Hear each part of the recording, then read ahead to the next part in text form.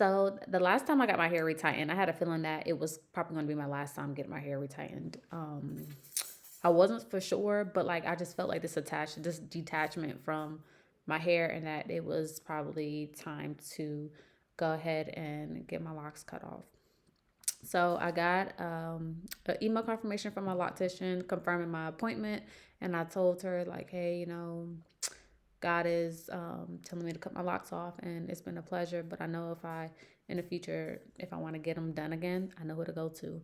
But in this season of my life, I'm just learning to be extremely obedient to God, and then just listening to everything that He's telling me to do without questioning Him, asking why, well, how, all this other stuff. I just know that His plans for me are way much more bigger than the plans that I have for myself. So how God speaks to me is in different ways, through signs, and also through, I want to say, like this voice. It sounds like it's my voice, but it's not my voice. But it's like this intuition, this feeling that I know like God is telling me to do it. So last week, Friday, I went and reached out to a friend of mine who is a really good barber in my area. He's cut my father's hair, my brother's hair, my cousin's hair, and told him like, hey, it's time for my locks to go. There was some riffraff because he was like, why, and all this other stuff. And I told him like, look, God told me to cut it off. And I cried a little in the shower last night because I was washing it, and just like, oh, just thinking about like everything that like I went through with my locks. Like when I look at my hair, yes, it's pretty, but like the blonde reminds me of a traumatic event that I went through. And even though like it's a pretty color, it also is dead too at the same time, because I kind of got like lazy without like moisturizing it and stuff like that. So when I look at the blonde, like I instantly am reminded of that event. And I don't want to remember that part of my life. I don't forgave that person. And it's time for it to go, because the new person that I'm transforming into and I'm becoming, I have to let everything that's attached to it go. The new growth, yes, I got new growth and stuff, but that has to go too. So what kind of cut I'm getting? I have an idea. I'm gonna also like dye it too, so y'all will see the updated cut. This is not the first time I did like a big chop while I cut my hair. The first time I cut my hair was back in 2013.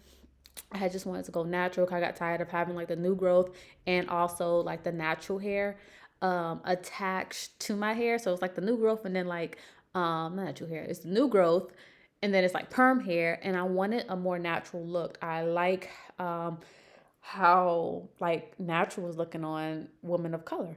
So I had did a big chop back then. Probably show you some pictures here.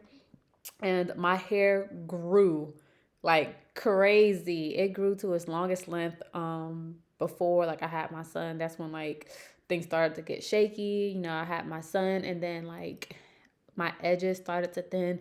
My hair started to shed a whole lot, and I went from having this big afro to like looking like the Angelica doll.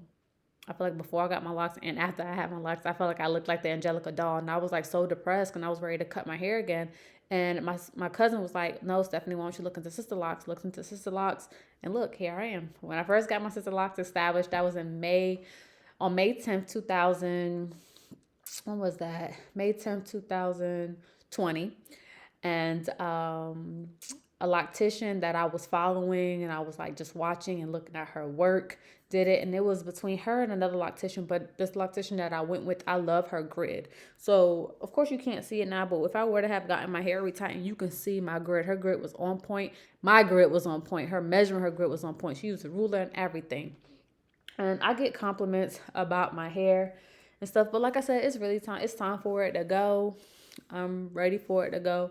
It's been a pleasure, like just being able to get up. I spray some stuff on my edges, add like massage oil into it, wash it without having to like worry about putting conditioner, leaving conditioner all in it, and all that other stuff. It's been a pleasure not having to do any of that, but it's time for this to go. Time for it to go, and I'm really looking forward to what all God has planned for me in this season, and what he's doing in my life, because I'm learning to be obedient to him. There are days where like I do fall short, But that's why I'm fasting. Two, I'm always in his face and always in his word, learning and applying what I learned in his word and through my studying of his word to my life every day. I'm not a perfect person, but I serve a perfect God.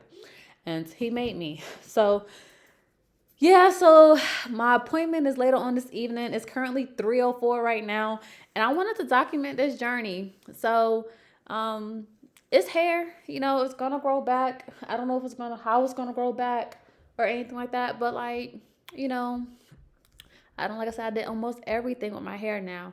So I think I would be open to doing traditional locks whenever I'm ready to. If God tells me like, all right, Stephanie, you can go ahead and do it. But like I said, I'm learning to be obedient to Him. Like I said, I'm trying almost everything now. And this next look that I'm going for, I believe that it's approved by God. And I'm just happy that one, I have people that I know and that care about me and that I care about that are a part of this next phase and this closing of this chapter.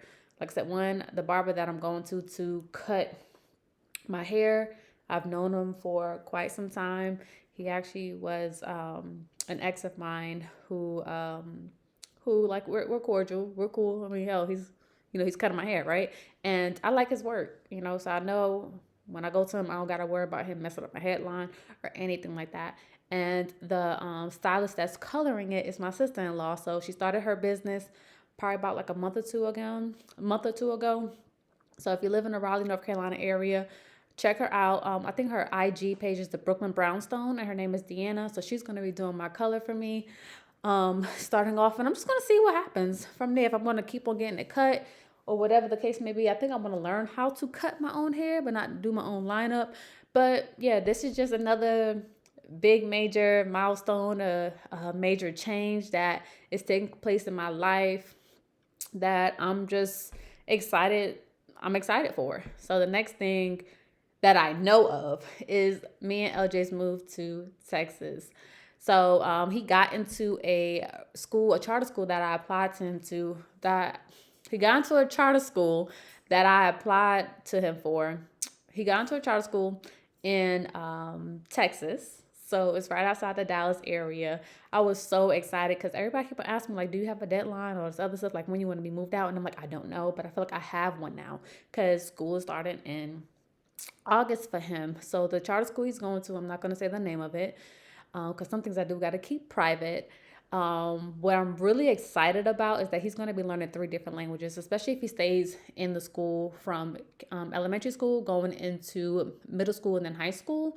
I don't know what God has planned. I'm not a complacent person. So like who's to know, like we probably move out to Texas, only be out there for a year or two before God be like, get up, go somewhere else. So I am completely okay with that. I'm learning that like everything that I set my mind to, everything I prayed to God for, it's always happening in His timing and with His plan.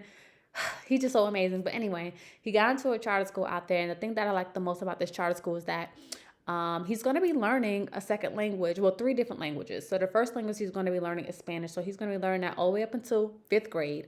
Then when he goes into middle school, they're going to start incorporating Mandarin and also Chinese. So I'm really excited about that. This is a pretty new school, but they have different campuses in the Dallas and Houston area. And plus this uniform. So, that may help with my prepping maybe because ever since LJ was a baby, I have been laying his clothes out for the whole entire week. So all we had to do when me and his father was together was pick up the clothes for that day, lay it out. I would actually lay it out so that all he had to do was wake up LJ, change his diaper, or have him use the bathroom, brush his teeth, wash his face, put his clothes on, and go. So even to this day, LJ is 5 years old. He just turned 5 April 16th. And I still do it to this day. And it just helps make my life easier where it's just like I lay out his clothes for the whole week. I check the forecast and I kind of know like, all right, what to pair, short sleeves, long sleeves, shorts or pants. But I'm really excited about us moving. I don't know when that's going to happen or how it's going to happen. I've been praying about it, but I've also been taking action. So anyway, the next time you see me up here is probably like when I'm walking into the barbershop and about to cut this